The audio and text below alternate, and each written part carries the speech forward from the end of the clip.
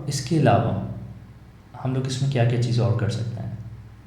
ये अभी x0 और y0 ये मेरे पास आप समझें कि एब्सोल्यूट एड्रेसेस हैं जो PLC के अंदर है। अब इसको मुझे ह्यूमन लैंग्वेज पे लाना है, मुझे नहीं पता कि x0 पे क्या लगा हुआ है, y0 पे क्या लगा हुआ है।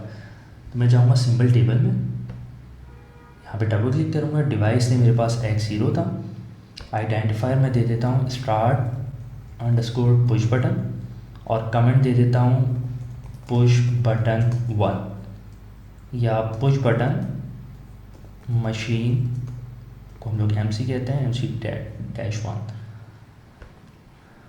और इसी तरह मैं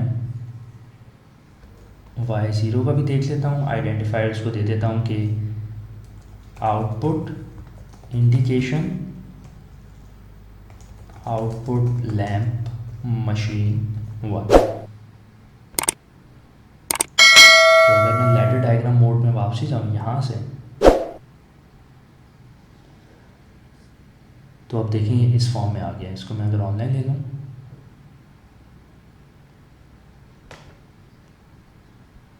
तो अब यहाँ पे मुझे कमेंट्स भी शो हो रहे हैं, पर मुझे अभी सिंबल्स नहीं शो हो रहे हैं। मैं सिंबल डिस्प्ले यहाँ से कर देता हूँ, आप ये देखें।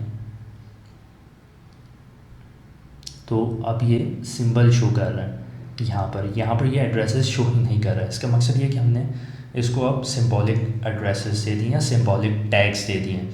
तो इसको हम लोग अक्सर टैग्स भी कहते हैं।